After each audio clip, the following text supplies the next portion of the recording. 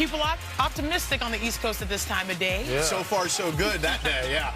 Jalen Brunson making him not feel so good today. Not at all. When he gets downhill, he is tough to behold, and you can say the same thing for Jalen Brown. Yeah, Jalen Brown putting the ball down there, too, a few plays later. Let him know about it. Like it was like outside in the parking lot. Here's Cat to Josh Hart. Nice. From Shamit. Little hockey assist. Go ball movement. Under 3, Brunson finds Mikal Bridges. Great screen and slip. Under 8 minutes left the second quarter. Check that, fourth quarter.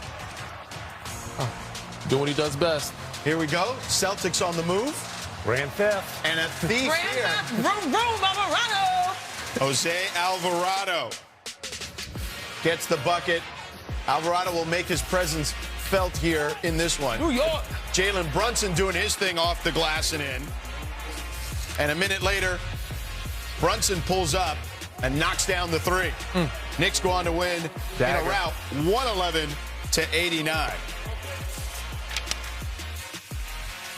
The Celtics had their worst offensive game of the season on Sunday, putting up season lows in points, field goal percentage, and three-point percentage. They were 3 of 22, by the way, on open threes yesterday. Chene and Danny are at the big board. How is Jalen Brunson able to have his way against the Celtics, Chene? Let's go, Danny. Let's break it down. You know what I'm saying? Because you know what happens when after a good old-fashioned butt whooping that the Knicks dealt with facing Detroit, you take it personally, and their leader did exactly that. Jalen Brunson was sensational, especially in that first quarter. I'm going to take the offense. Are you going to take the defense? Let's roll the tape, Director Matt, because Brunson is excellent in the mid-range. He's Mr. Mid-range. He's 7th. He makes the 7th most mid-ranges in the NBA. Look at the shot clock. 20 seconds does not matter. He was locked in. They knew they had to bounce back in a big way. Do you see that footwork to get back to that jumper? It's tough. It does not matter if it's a make or a miss. He's pushing. And when he gets that speed, he's so good at controlling the tempo. 18 seconds on the shot clock, paint wide open. It does not matter how big he is or how small he is. Pace. He has elite footwork, truly, honestly, like a big. But I want you to look at this number right here. This was deep in the archives. I think it was like Stat Williams, our amazing researcher, that found pushing it. that pace. He had 17 points within the first 10 seconds of the shot clock, the second most he's had in this season. I think he's found some money in that. He has. But the offense is looking good. Offense. Yeah. Now let's get over to the defense, because that's what I like to play. And this started not just with the other guys, but Mikal Bridges picking up high, letting his presence be known. Defense been feeling the offense, the offense feeling. Jalen Brown gives it up, tries to throw a quick throw and go, but he stays in the play. Cat makes him kind of make a decision, gets back in the play, makes a deflection, gets a little block. Defense, offense, Josh Hart, one of the best in the business at transition, getting an easy layup. And again, you know, Jose Alvarado, he's new to this team, but he comes in, fits right in. Jalen Brown sees him. He sees him happen. He says, I don't care if you see me, I'm still going to get this ball. He tries to use his body, tries to back him into him, uses his weight against him, his momentum, gives a little back tap, little one-hand, easy layup. Let New York know you in the building, young fella. Let them know you here. Yeah. So that's how their defense was. And as you can see, during that 9-1 stretch, offensive efficiency 117.5, best in the NBA. Defensive efficiency 100.8. So this is great for them defensively. They've been unbelievable on that end of the floor. Great job, guys. Now, it's interesting with Alvarado because he told me before the game about how surreal it is for him to be in a Knicks uniform. Yeah. New York kid, grew up there, family Knicks fans. He said he had so many calls that he still can't get through them all. A gift and a curse? Yeah, it's wild how many people have called him up. Now, Tim, what did you make of the Knicks win against the Celtics? Now, Alvarado is what really stood out to me. His debut for the Knicks, and it's exactly what you thought he would give them. And this is a Knicks team. Their biggest flaw is they can be overwhelmed with effort at times. When they were in a funk, they were getting outplayed just by pure effort. This guy is a double shot of espresso. He is a pest.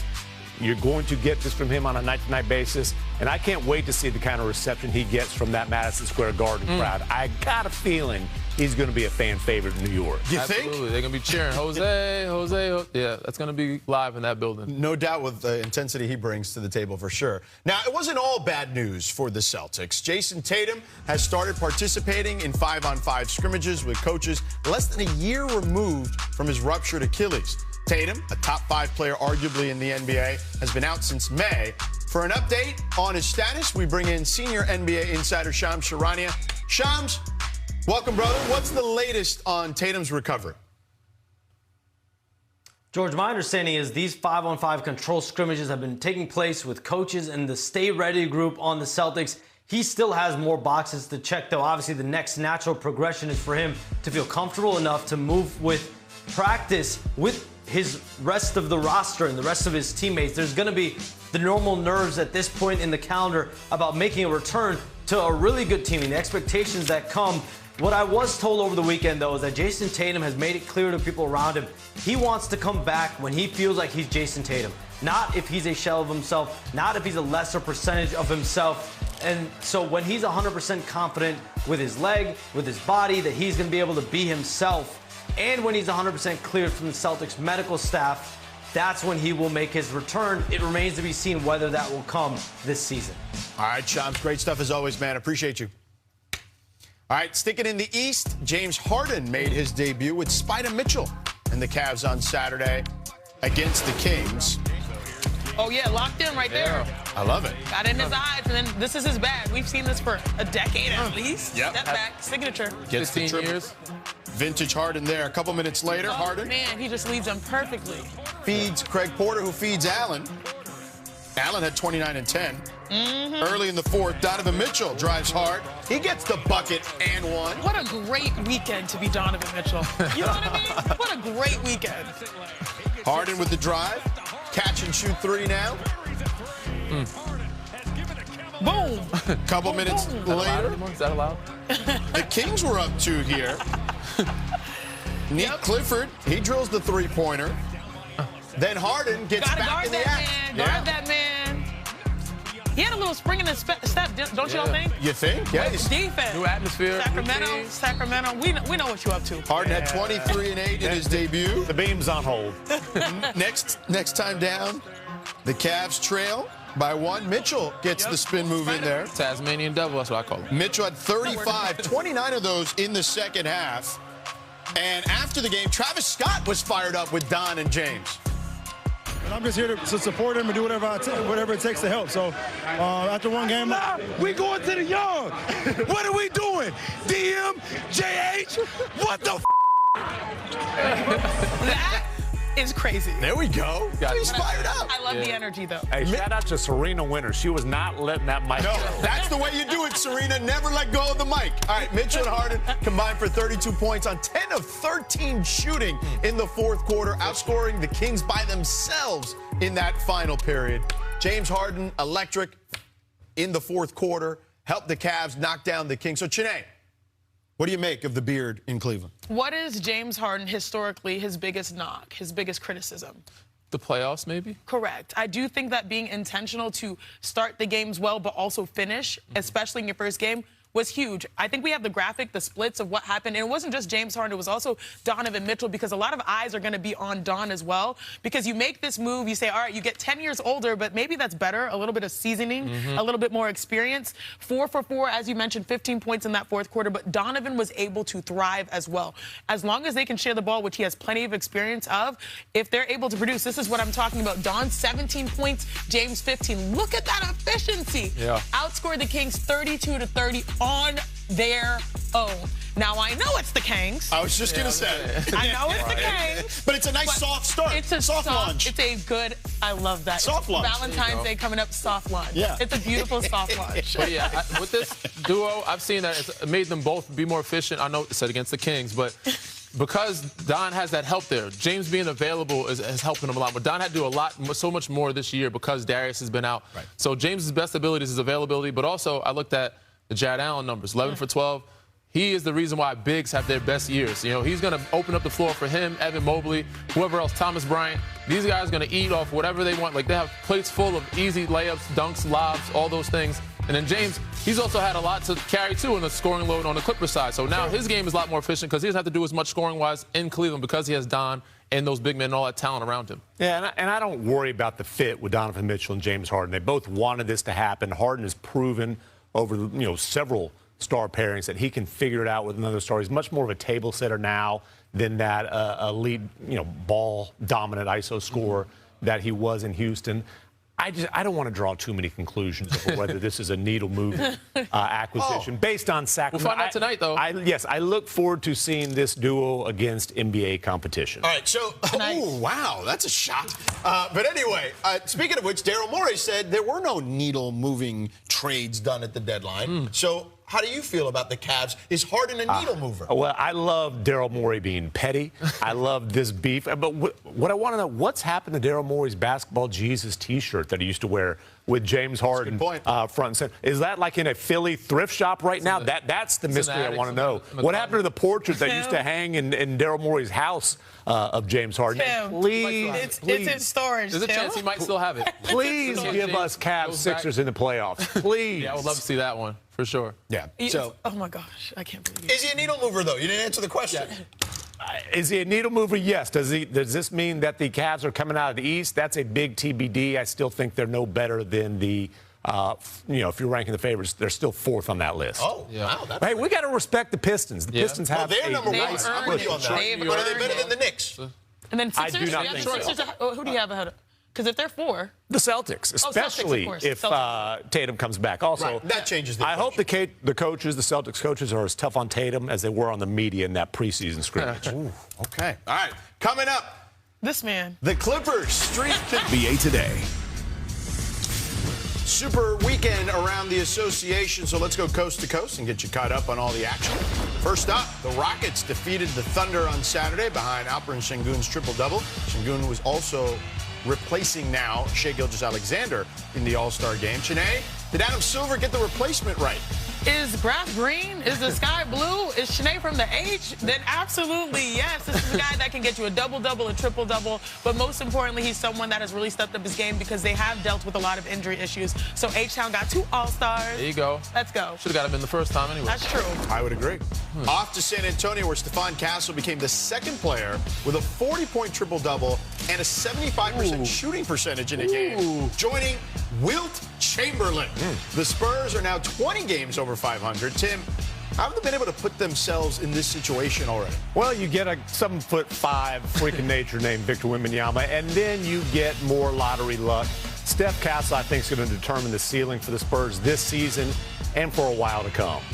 All right, speaking of triple-doubles, the Joker, Nikola Jokic, recorded his 182nd triple-double of his career versus the Bulls. He passed Oscar Robertson for second most triple-doubles in NBA history, trailing only Russell Westbrook. So, Danny, what's it like facing the 3-time MVP? It is a pain in the ass. I'm not going to say. Guarding him is hard. He's like Thanos. He's not only bigger and smart, like stronger than you, but he's also smarter. He holds the Power Stone, the Mind Stone, the Time Stones, like he freezes time. He doesn't have to move fast. For him to just slowly, methodically bust you up all night is a pain in the butt, man, I tell you. Bust down. All right, I'm going to help out producer Demetrius here. Quite a performance here. Meanwhile, in Minnesota, Kawhi Leonard dropped a hot and spicy 40-piece on Ant-Man and the Timberwolves. Let's look at the highlights here. Edwards showing it off. Let's go, Ant. Poster on Brook Lopez. Oh, man. Probably the last Wolves highlight we'll see. No, there's another one. There's another one. There's one more, That's nasty. I think. We got some more to see. But now Kawhi would take over, okay? So Kawhi will get to his spot, knock down that mid-range, pump fake 2. Take your time. Take your time with it. Mid-range. Now to the fourth quarter. Got him. He's real methodical with it, too. It's not fair. It's like you see it coming, you just can't stop it. Yeah. Next Clippers possession. Kawhi gets it. Another 3. Wide open on this one. Yeah, Somebody going to guard this one? I was saying, he's only the best player on their team. Maybe the best player in the league over the last Now watch this. Look at that effort to keep the ball in bounds by Kawhi. And the dunk young kid by Niederhauser. Wow. Yeah, explosiveness right there. So Clippers improved to 19-6 over their last 25 games, the best record in the NBA over this span. That's gotten the team back into the play-in picture after opening the season 6-21.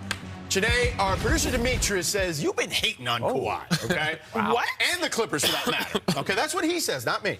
But they're 19-6, as I mentioned, in the last 25. Whole world, Demetrius. How far can Kawhi take this team? First of all, I do not hate on Kawhi. I am critical of the Clippers because anytime I say something good about the Los Angeles Clippers, you know what happens? Something bad. They let you down. There's a meltdown. Yeah. I picked them to come out of the West 2 years ago, and I've been paying for it ever since. I do like how they have responded to adversity, though. I do like how Kawhi has been on the floor. I love how they're running the offense through him and how he feels like he's stepping into his game and his confidence. He's found that perfect mix of strength, cardio, and finishing ability. I am surprised at their performance. I can't go all in and say this is a team that I'm going to say is going to make it to the Western Conference Finals. I respect how they've handled the last few weeks, but still, when something goes good, I hold my breath.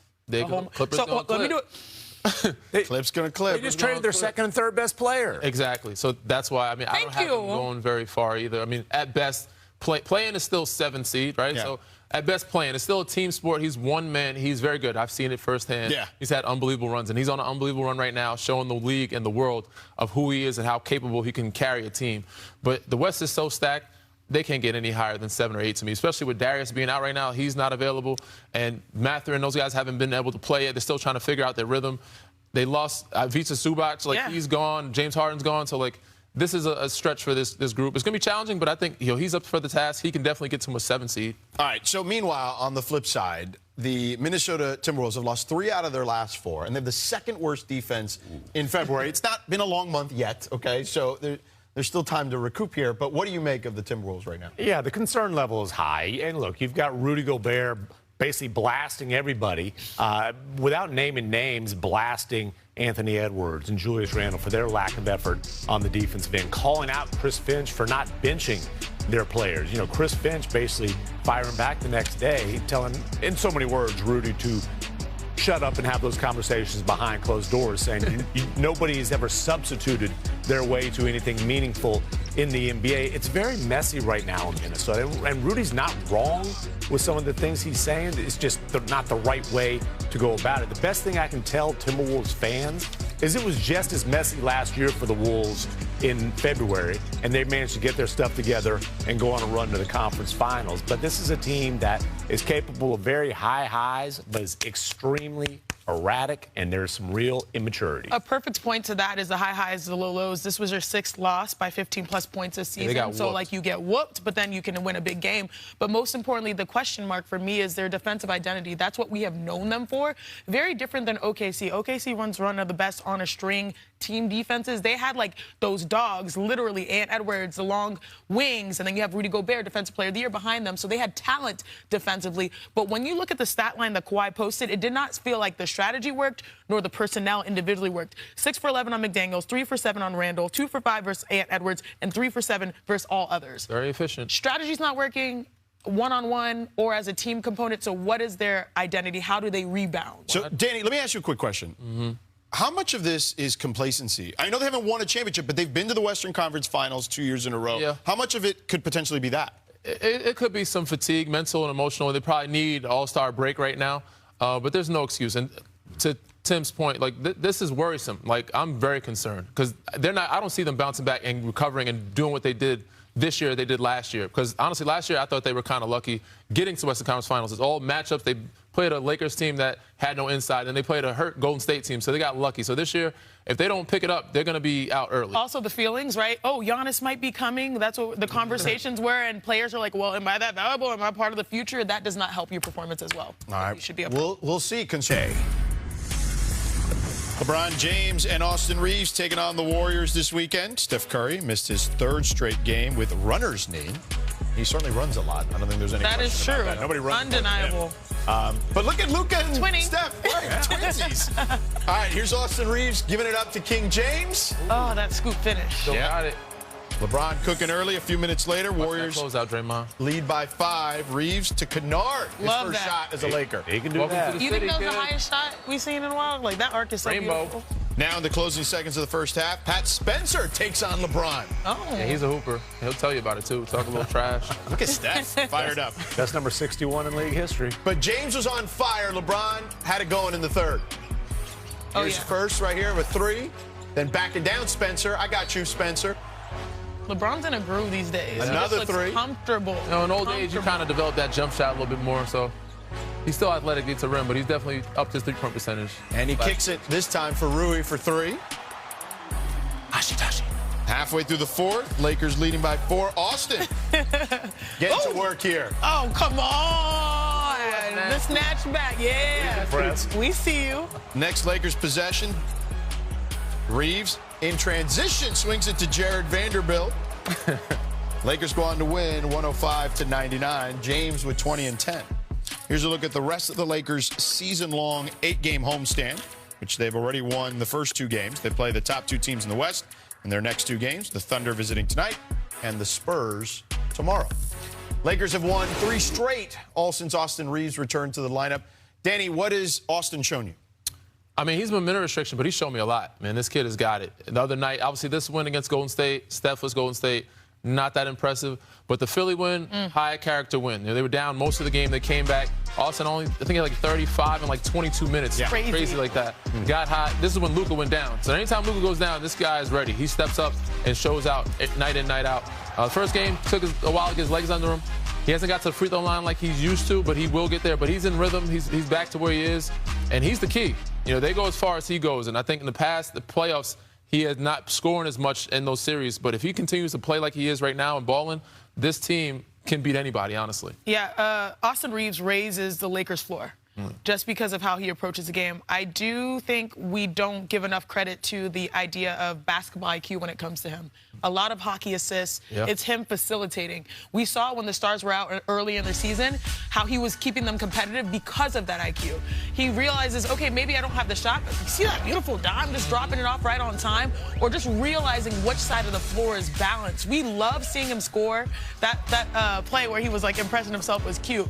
But to me, the cutest thing, the most beautiful thing is just his ability to know where the right personnel are. He just looks comfortable with his squad. And so, like you said, defense is the issue for the Lakers. Yes. But offensively, with him on the floor, it's just a different dynamic that makes everyone else better. And then, of course, Jalen Williams for OKC, J-Dub, is not on the injury report at the moment. He dealt with that wrist injury all season last year through the finals. This was a hamstring injury. What do you make and what can you tell us about J-Dub's return? Well, yeah, and he's still dealing with that wrist injury that caused him to miss the first 19 games, relearning his jumper, but coming back 10 games out from the hamstring, and they need him. Shai Gilgeous-Alexander is out through the All-Star break. A.J. Mitchell, who, you know, is a very dynamic. Because there's 6 man, basically. Yeah, and you know, so they've been playing without their 3 best facilitators, their 3 best offensive initiators. They get J-Dub back tonight. You know, we'll see what he's able to give them. But, you know, that cushion has gone from really big to shrinking. So they need to try to get a little bit of momentum going back before the All-Star break, and his return should help. All right, so we'll see Lakers Thunders tonight. We'll have all of it for you tomorrow on NBA Today. Let's shift over to the college ranks. Yeah, I know Danny's fired. Trimble, his game-winning 3 came with just 0.4 seconds remaining. That's the latest game winner for a Carolina player against Duke since Bobby Jones in January of 1974. man. Danny, you have firsthand knowledge of this rivalry. Yeah. What was it like watching Seth hit that shot? Unbelievable, man. It was like one of the biggest, proudest Big Brother moments that I've ever had since being an alum. You know, obviously the national championship and then the Final Four against Duke. Yeah. But this one, because I know Seth, I know his family. He was actually thinking about leaving Carolina at one point, you know, and I told him my story because I almost thought about leaving. I don't know if you guys knew this. I didn't start till my senior year, but I told him it's a grind. You got to go through it. It's a pecking order. This is your time now. Like, it'll come. You know, just focus on what you need to do and get better. Changed his shot, knocking down threes. Before, he was just a defensive guy. Didn't knock down a lot of shots. He's been working on it all summer. I talked to his family.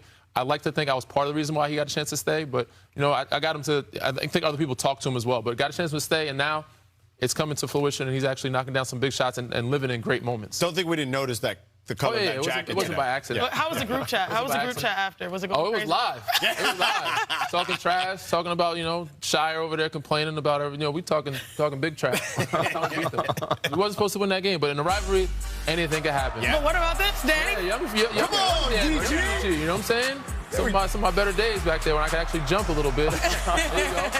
One time. Let's go! Oh, look at that. Remind the people, Danny Green. Not no more, though. Not these days. But yeah, it was a good time. We had the Mannings in the building at that point, too. I think Peyton and Eli were in the building. So right on. Show out a little bit. There we go. All right, coming up, What time is it? Dame be attempting a comeback, I hear. Oh, be optimistic. We'll see. All right, it's time for the big three. Top plays of the weekend. All poster edition. At number 3, Bam Adebayo. Danny, have you ever seen someone posterize their own teammate? No, not like this. Nasty. Elbow him in the face. Yeah, that's Get out the way, wild. little guy. He's going to let him know about it. He's going to let him know about it every day in the locker room. Take his forearm. It's gonna be posted on his wall. Damn. Bam says he wants a portrait of him in his house. That's what he tweeted recently. Did him dirty. Next up, Ant-Man doing his thing at number 2, facing the Clippers. Out, bro. Yeah, we saw that. Yeah, we saw it earlier. Taking advantage of the elder. Light work. Cross up Derrick Jones Jr. and then on Lopez. Yeah, nasty. You need more of this, man. He probably I know. dunked on Rudy. Yeah. And then, now let's go Tim in timeout. to the college ranks. Now, check this one out. Look how far out he goes. At number 1, Luke Almodovar He's got from some Southeast springs. Missouri Let me State. see this. Let me Look see. where he takes off from. Whoa. For the big fella, too. Come here, big guy. Always keep your head to the I ain't sky. afraid to climb nobody. Wow. Trees. Honestly, I was unfamiliar, sir. Sir, I was unfamiliar. Bro, what? With your resume, and now we are. That's nasty. All right, in case you missed it, huge news out of the great Northwest, the Pacific Northwest. Dame Lillard is back. Well, sort of. He'll participate in the three-point contest despite not playing a single game before the All-Star break. Lillard isn't a stranger to the three-point competition. He won the contest twice back in 23 and 24. So here's who'll be joining Dame in the three-point field. 2018 winner Devin Booker, who won in L.A., sharpshooters Con Knipple. We got Donovan, Maxey, Portis, Murray, and Powell rounding out the field. Been a little over 9 months since Dame's Achilles injury in the playoffs. Tim, what's your reaction to Dame competing? Listen, it's fun, right? It's not like he's going out and playing a game. This is a spot-up shooting competition. And, you know, with all due respect to a Cam Spencer or a Luke Kennard or some of these guys whose percentages say they deserved a shot, who do you think people are going to tune in to see? Dame Lillard or those dudes? Yeah, that's tough. I mean, because I was one of the guys that only got invited once. But I think this is good for Dame. This is good for the league. You know, obviously the dunk contest has been kind of down a little bit. We need some more guys participating in all these events. But for Dame, you know, I shot in it, and I changed my shot, which I wish I didn't. Why? But for him, he's probably going to need to take a little off his jump because of the Achilles. You know, I shot a set shot because jump shooters are known to get fatigued. Yeah, get tired, yeah. So I had to practice. I don't practice for many other things. I just go out and do it. But for this, I was like, I got to make sure I get the timing right. Yeah. It also saved me some time. It saved me some energy. I shot well. I thought I was going to make it to the second round. Steph got hot. It was in Charlotte. I had my Carolina jersey underneath. Thought I was going to reveal it, but I didn't make it to the second round. Because you lost to Steph. Yeah, I lost to Steph. But it was a lot of fun. Right. I did not like how I looked shooting the set shot. It was weird, but I did shoot it pretty efficiently, though. Danny, if you want to, like, do the whole thing, you can reenact it. You do it right here. Someone bring it back. You know what I'm saying? George, Tim, and Perk can shoot, and you can get your win. Yeah, We why can get not? you your Get win. a little rack out there. I am not getting in a shooting contest. Not with Danny Green. We were just talking about how good you are at pickup. I was there at that finals when you hit all those threes, bro. I know what you're made of. I play pick and watch. That's Pick my and watch. game. You're funny. I love this for Dame. This just reminds me of his killer mindset. I know that he's been away from the game for a while, rehabbing, but he is one of the most competitive guys out there. And the fact that mentally he says, I want to go out there and compete, I love this for him. He does not run from the smoke. This is Dame to a T. And like you mentioned, you need a little bit of star power. And I do believe because he's not playing, people will want to see him in action and competing. So this was a great look by Dame, and I can't wait to see what he does. So I got a quick story here. So on Saturdays and Sundays, I shift to sidelines on ESPN Radio because we carry the All-Star Game on ESPN Radio. So last year, I'm in the middle of all the guys. The guys are literally surrounding me in a circle. And the broadcast tosses to me for a pick in the event. And I'm like, oh, man, these guys are all right next to me. So I'm like, all right, guys, you guys want me to make a pick? And then, like, Donovan Mitchell turns around and smiles. I'm like, I think I'm going to go with Donovan. Dame is on the far end. All of a sudden, give me my single shot right here. He goes like this. He goes. What? Looks me up and down. I'm like, oh, I think Dave's mad at me, so I may have to switch my pick. He goes, no, I'm not mad at you. You're good. After the event, he wins the event. He walks up to me after interviewing with Ali LaForce on TNT back then and goes to me, I told you should have picked me. So Dame is as competitive as it gets, even in the three-point competition. I've had one of those calls after one of these shows. And that's what I love about Dame. he's never short of motivation. He will find whatever it is to get him going to win and competing. It's like Michael Jordan. Dame called you? Dame time call? We did a segment here. I'm blaming Demetrius, our producer Demetrius. We did a segment here. We were talking about All-Star, actually, and it was like, who could make the All-Star team? Let's just make the case for someone. And I made the case for someone, and it was not my friend Dame, who I've known forever. And he was like, yo, girl, what's going on? What's going on? I said, look, I was just following the show. Took it personally. Following the show. Sounds like he took it personally, and then he balled out, as usual. We're all excited, clearly, for Dame to return here. So, in case you need a little reminder, here's a top of the top Dame Time edition. He's probably got so many, man. Yeah, this is great. Number 5, rookie Dame 2012, his first NBA game winner against the Hornets. He's missed the clutch. Like, what? Do you see the net? Before they start giving out an award, he should probably have this 10 times over. Clutch player of the year. True. Could put him in that conversation every year. You're right. Now, number 4, look at young Dame. I know young Dame. 2023 Milwaukee in town, flat-footed triple from 41 feet out. Oh, you dare me? You don't dare me. So he shoots this regularly in practice. I dare you not to put a hand up. Like Drew just dared him to shoot that. Oh, for real? Okay. But it's like he practices those, so that's still a good shot. He's never out of range. Number 3, a pull-up 3 versus the Nets in the bubble. His heels on the logo. And that's a skinny logo. That's not one of these big logos that goes, a while out. Yep, almost half court, basically. Man, the confidence. Now, next, 2014 Game 6 against the Rockets in round 1. Send him home. There it is. Sorry, Shanae. I know. Chandler Parsons' last moments in a Rockets uniform, splash in his face. Yeah. That's tough, CP. Painful. And number 1, 2019 Game 5, first round, the step-back 37-foot dagger to send the Thunder home. Paul George, that was a good shot. I don't care what anybody says. PG's a bad shot. That's a terrible shot. His last moment in the Thunder uniform. Oh, the meme. The forever meme. Against the streaking Hornets, Cade Cunningham is averaging 25 points, 9.7 assists per game, the most in the league among qualified players. That puts him within shouting distance of the first season in Pistons history to have 25 and 10 per game. Cunningham has assisted on 18 alley-oop dunks to Jalen Duren this season, tied for 4th most by a duo. Duren has been dunking on everybody this year and has 116 dunks, which is 2nd in the league. For the Hornets, Knippel has already made 174 three-pointers, putting him in just 33 three-pointers away from the all-time rookie three-point record, a mark he's on pace to smash at the moment. Only Donovan Mitchell and Steph Curry have more threes overall this season. Knippel has led the Hornets to 9 consecutive wins, one shy of tying the longest win streak in franchise history. That's propelled the Hornets past the Bucks and Bulls in play-in position.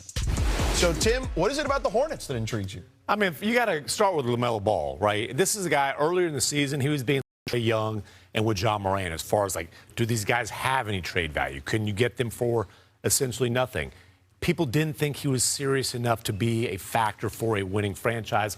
He was proving that wrong, and he's got some pieces around him now. Brandon Miller is looking like the number 2 pick in that draft. Knippel is a Rookie of the Year candidate, with his college roommate, Cooper Flagg. And then, man, ever since they put Moussa Diabate, the Moose, in the starting lineup, this thing has taken off. He's given them that play hard, that connector energy. They've got a bunch of young pieces that are fitting awfully well together. And they look like they're a team that could be a force to be reckoned with in the East. Yeah, I agree. They have a diverse collection of talent. We all know what LaMelo Ball can do. He's great in isolation. He's one of those streaky momentum players. But Knippel has blown me away.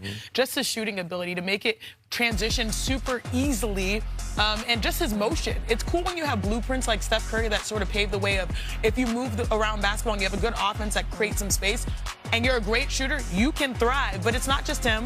Bridges, Miller, athletes that are really coming into their own. They have a very unique roster that is sort of like different flavors at every position. And I think that's hard to go up against night and night. And I think they're only getting better because I like the move they made, getting Kobe White in the deal, bring him back home to Carolina. Carolina kid. He one of the most underrated guards in the league, one of the fairest deals in the league. To have him at this price or at that contract is great for them. And him have LaMelo off the ball some. And obviously, Brandon Miller's been great this year. Even Miles Bridges has been great. But this kid, he can score with the best of them. And for them to get him from Chicago for what they got him for, I think is a steal. So they've been playing great, and they're only getting better. And bringing a Carolina kid back home is going to make them, kind of, I guess I'm going to say next level. But this is definitely a playoff team that I could see making some noise next year's coming. Okay, so you think they're a playoff team? I think they'll beat some teams to play in and probably get. Okay, there we go. Play in to play off. Fair enough. Not just top 6. That's a but good spot. You think they can do the same? Play in to play off. Okay. Yeah. You? Yeah, no, I agree. They are playing as well as anybody in the East, and they will come out of the play-in. Yeah. All right, fair enough. All right, the Seahawks and their dark side defense shut down the Patriots to win Super Bowl 60 last night. Sorry, producer Andy. They entered the season with